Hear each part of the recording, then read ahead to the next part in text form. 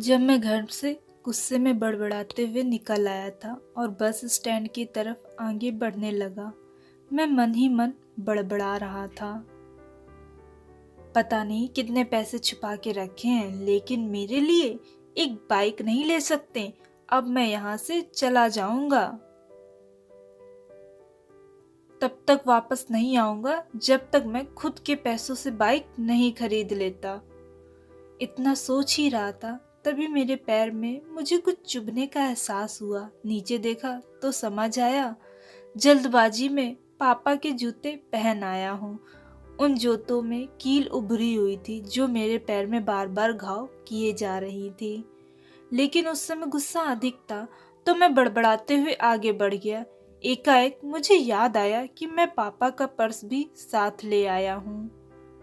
मेरे खुराफाते दिमाग में एक ख्याल आया, क्यों ना आज पापा का पर्स चेक किया जाए, जिसे आज तक उन्होंने किसी को हाथ तक नहीं लगाने दिया था।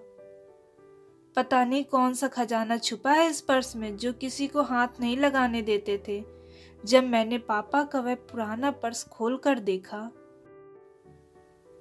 तो उसमें पैसे तो नहीं मिले, लेकिन पैसों की जगह पर एक डायरी रखी हुई थी। तब मैंने सोचा, ओह, तो यहाँ खजाना छुपा रखा है। मैं समझ रहा था कि यहाँ पापा ने लिखा होगा कि किससे कितने पैसे लेने हैं और किसको कितने पैसे दिए हैं।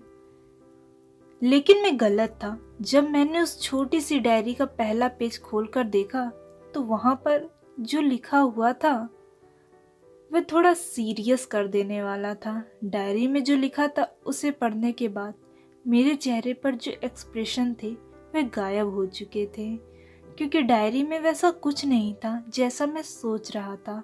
वहाँ पर उन पैसों का हिसाब लिखा हुआ था जो अलग अलग कामों के लिए अलग अलग लोगों से उधार लिए गए थे। उस लिस्ट में कंप्यूटर के नाम पर भी पैसे लिए गए थे। कुछ यूं लिखा था, 50,000 बेटे के कंप्यूटर के लिए। यह वही कंप्यूटर था जिसे मैं आज तक यूज़ कर रहा हूँ, लेकिन मुझे यह पता नहीं था उस कंप्यूटर को खरीदने के लिए पैसे कहाँ से आए थे। लेकिन आज पता चल रहा था।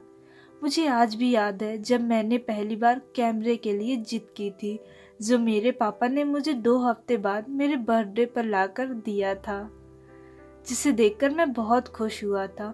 और मुझे खुश देखकर मुझसे कहीं ज़्यादा अगर कोई खुश था वो थे पापा। अब मेरे चेहरे से गुस्सा एकदम गायब हो चुका था। जब मैंने आगे का पन्ना पलटा तो वहां पर कुछ इच्छाएं लिखी हुई थी। पहली जो विश थी उसमें जो लिखा हुआ था, अच्छे जूते पहनना। यह बात मेरी कुछ समझ नहीं आई। तभी मेरा पाँव अचानक सड़क पर पड़े पानी पर गया। तभी मेरे पाँव में कुछ गीलापन होने का एहसास हुआ। जब मैंने जूता उतार कर देखा तो उसका तला टूटा हुआ था। यह देखकर मुझे डायरी में लिखी बात याद आ गई।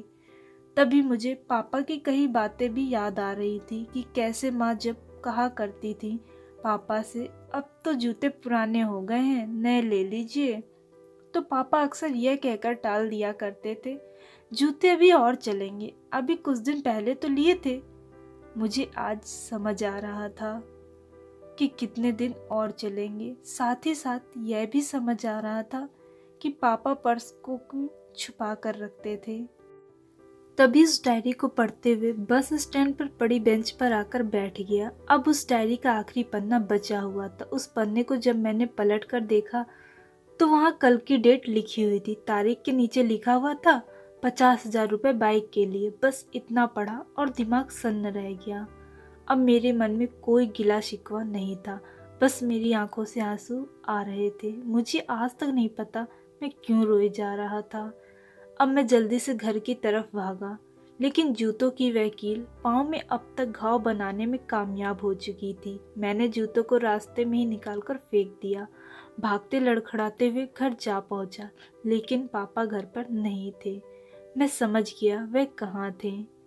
मैं सीधा पास वाली बाइक एजेंसी की तरफ भागा। पता नहीं आज कहाँ से इतनी ताकत आ गई थी कि मैं भागते हुए थक नहीं रहा था, और वह भी बिना जूतों के, नंगे पैर।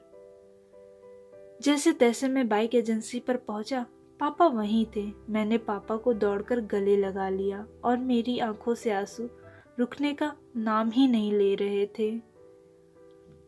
पापा समझ नहीं पा रहे थे आखिर हो क्या रहा है, मैं क्यों रो रहा हूँ। मैंने पापा से कहा, मुझे मोटरसाइकिल नहीं चाहिए, आप अपने लिए जूते ले लीजिए।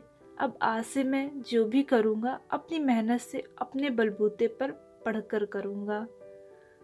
अगर आप लोगों को हमारी ये वीडियो अच्छी लगी हो तो इस वीडियो को लाइक करिएगा, शेयर करिएगा और हमारे चैनल को सब्सक्राइब करना मत भूलिएगा।